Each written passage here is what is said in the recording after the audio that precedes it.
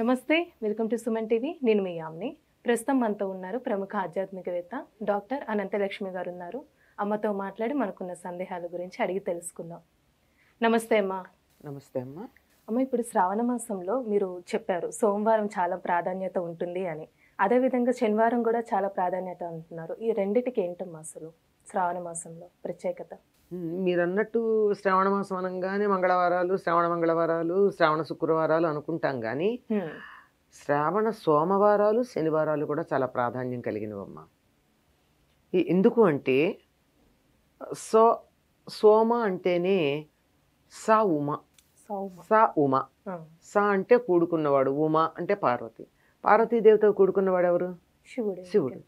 సోమ అన్నది శివుడికి ఎందుకు, సోమవారం శివుడికి ఎందుకు ప్రీతికరం అంటే అది సోమ అంటే పార్వతీదేవితో కూడుకుని ఉన్నాను అని నన్ను మీరు పిలిచారు కదా, మా ఆవిడతో కలిసి ఉన్నాను అని ఆయన సంతోషం.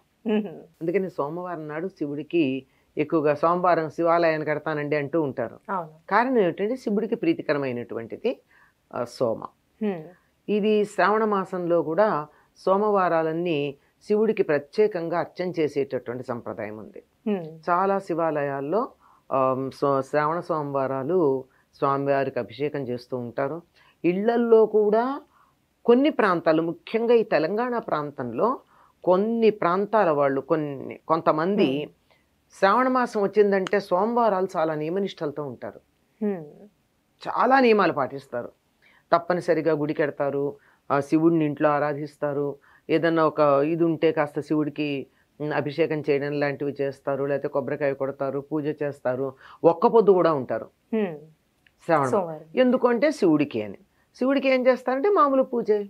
ప్రత్యేకంగా ఇప్పుడు ప్రీతిపాత్రం అనేటప్పటికి ఎక్కడెక్కడో ఏమేమో తీసుకుని చేయక్కర్లేదండి. ఆ పూజనే కొద్దిగా విశేషంగా చేస్తే అయిపోతుంది. మామూలుగా చేసేటటువంటి పూజలో కన్నా కొంచెం ప్రత్యేకంగా శివుడికి ప్రాధాన్యం ఇస్తూ పూజ చేసుకోవడం ఇది జరుగుతూ ఉంటుంది.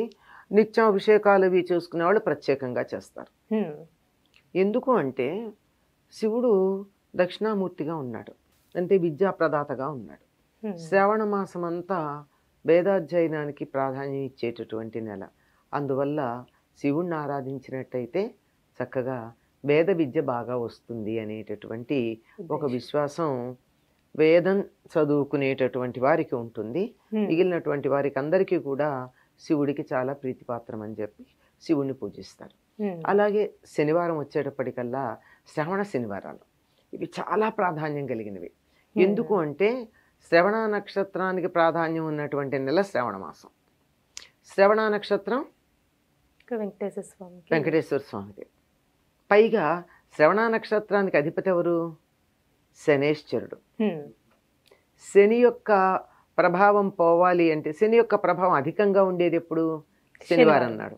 శనివారం నాడు శని యొక్క ప్రభావం మన మీద వ్యతిరేకంగా ఉండకుండా సానుకూలంగా ఉండాలి. శని మంచివాడే, అతడి ప్రభావం సరిగ్గా ఉంటే అతను చేసినంత మేలు మిగిలిన ఏ గ్రహాలు చేయవు. మామూలుగా కూడా మనకి అతని మేలు మాత్రమే చేస్తూ ఉంటాడు, మనం అర్థం చేసుకోలేము అంతే. అలర్ట్ చేస్తున్న పిల్లల్ని నువ్వు చెయ్యొద్దు అంటే అమ్మ మీద కోపం వచ్చినట్టు మనం చేసే చెడ్డ పనులను ఎప్పటికప్పుడు సరి చేస్తూ ఉంటాడు గనక శనేశ్వరుడు అంటే మనకు కొద్దిగా పనికిరాడు, మనకు వద్దు అనిపిస్తుంది, కానీ అతడి వల్ల చాలానే మేలు కలుగుతుంది. అటువంటి శనేశ్వరుని యొక్క ప్రభావం మన మీద ప్రతికూలంగా ఉండకుండా ఉండడానికి ఆయనని అదుపులో పెట్టగలిగిన వెంకటేశ్వర స్వామిని పూజిస్తాం. దానికి సంబంధించిన కథ కూడా ఉంది కదమ్మా, వెంకటేశ్వర స్వామికి శనేశ్వరునికి. శని ప్రభావం ఎక్కువగా మనకి ప్రతికూలంగా ఉండకుండా ఉండడానికి శనిని అదుపులో పెట్టగలిగినటువంటి వెంకటేశ్వర స్వామిని, అదేవిధంగా ఆంజనేయుడిని కూడా మనం పూజిస్తూ ఉంటాం. శనివారం ఆంజనేయుడికి చాలా తప్పనిసరిగా శనివారం ఆంజనేయ స్వామి గుడికి వెళ్తామండి. ఆంజనేయ స్వామికి అంటే ఎందుకంటే శని మీద పెత్తనం చేసినటువంటి వాళ్ళు వీళ్ళిద్దరు తమ అదుపులో పెట్టుకున్నటువంటి వారు. అందుకని వెంకటేశ్వర స్వామికి రెండు కారణాలు. ఒకటేమో ఆయన జన్మ నక్షత్రమైన శ్రవణ నక్షత్రం ప్రాధాన్యం ఉన్నటువంటి నెల. రెండవది శనివారం అనేటప్పటికల్లా శని యొక్క ప్రభావాన్ని పోగొట్టడం కోసం, శని యొక్క ప్రభావం ప్రతికూలంగా మన మీద లేకుండా ఉండడం కోసం వెంకటేశ్వర స్వామిని ఆరాధించటం అన్నది ఉంది. ఈనాడు ప్రత్యేకంగా వెంకటేశ్వర స్వామిని ఆరాధించటం అంటే ఈ ప్రాంతాల్లో అంతా కూడా ఏం చేస్తారంటే ఇంట్లో కొంచెం అధికంగా పూజ చేసుకుని ఇంట్లో మా వెంకటేశ్వర స్వామికి ప్రత్యేకంగా పూజ చేసి చుట్టుపక్కల వాళ్ళందరికీ లేదా తమ ఇంటికి వచ్చినటువంటి వాళ్ళకి తాంబూలాలు ఇస్తారు. అంటే వరలక్ష్మి వ్రతానికిను మంగళగౌరి వ్రతానికి మనం పిలిచి పేరంటంగా పిలిచి చేస్తాం. అట్లా కాకుండా వీళ్ళు ఇంటికి వచ్చిన వాళ్ళకన్నా ఇస్తారు, లేకపోతే పక్కింటికి వెళ్ళి శ్రావణ శనివారం అండి అని తాంబూలం ఇచ్చేస్తారు. అంటే శ్రావణ మాసంలో తాంబూలాలు పంచడం అన్నది ఆడవాళ్ళకి చాలా శ్రేయస్కరం అన్న సంగతి ఇక్కడ కూడా తెలుస్తూనే ఉంది. అట్లా వెంకటేశ్వర స్వామికి ప్రీతిపాత్రం అనే ఈ శనివారాల్ని ప్రత్యేకంగా చేస్తూ ఉంటారమ్మ.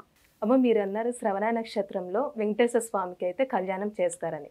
ఇప్పుడు పెళ్లి కాని వాళ్ళ కళ్యాణం చూసినా కూడా పెళ్ళే ఇద్ది అని అంటారు, నిజమేనా? అట్లా చూసినా అంటే అమ్మ ఏ కళ్యాణం చూసినా అవుతుందమ్మా. సీతారామ కళ్యాణం కావచ్చు, వెంకటేశ్వర స్వామి కళ్యాణం కావచ్చు, ఇంకా ప్రత్యేకంగా ఏదో మురమళ్ళలో భద్రకాళి కళ్యాణం కావచ్చు, ఏదైనా ఒక కళ్యాణాన్ని చూస్తే ఏమవుతుందంటే ఈ పెళ్లి కాని వాళ్ళకు కూడా వివాహం చేసుకోవాలన్న కోరిక కలుగుతుంది. కోరిక ఆ కోరిక కలిగేటప్పటికి తప్పనిసరిగా జరుగుతుంది. సాధారణంగా అవ్వకపోవడానికి కారణం ఏంటంటే వీళ్ళకి మనస్సుల్లో తీవ్రమైనటువంటి కోరిక ఉండదు వివాహం చేసుకోవాలని, అందువల్ల జరగదు. ఎప్పుడైతే అటువంటిది కలుగుతుందో దాంతో పాటుగా ఏమైనా గ్రహ సంబంధమైనటువంటి తేడాలు ఉంటే అవి కూడా ఆ సందర్భంగా పోతాయి గనక తప్పనిసరిగా అవుతుందమ్మా. అసలు వెంకటేశ్వర స్వామికి ముడుపు కట్టుకుంటేనే అవుతుంది. తప్పనిసరిగా శనివారం నాడు తెల్లవారుజామున సూర్యోదయానికన్నా ముందు వెంకటేశ్వర స్వామికి గనక ముడుపు కట్టుకున్నట్టయితే చాలా త్వరలో పెళ్లిళ్ళు అవుతాయని ఒక విశ్వాసం. ముడుపు అంటే అందులో ఏ విధంగా అమ్మా, ఏ విధంగా 5 సంఖ్య, 5 రూపాయలు కానీ, 5 25 రూపాయలు కానీ, రూపాయి పావలా కానీ, అంటే 4 పావలాలు 1 రూపాయలు ఉంటే మళ్ళీ పావలా, అట్లా పసుపు బట్టలో కట్టి దేవుడి దగ్గర పెట్టి మామూలుగా పూజ అంతా చేసుకుని ఇదిగో మా కోరిక తీరాక ఇది నీ హుండీలో వేసి దీంతో పాటు మేము దర్శనానికి వస్తామని చెప్పుకోవడం. అయిన వాళ్ళు చాలామంది మాకు అట్లా ముడుపు కట్టుకున్నాక పెళ్ళయిందే, మా అమ్మాయి పెళ్ళయింది అని పెద్దవాళ్ళు చెప్పినవి ఉన్నాయి. అట్లా ఇక ఆయన పేరు కళ్యాణ వెంకటేశ్వరుడు కదమ్మా, జత కళ్యాణాలు కూడా చేయిస్తారు. చాలా చక్కగా తెలియజేస్తారమ్మా, ధన్యవాదాలు.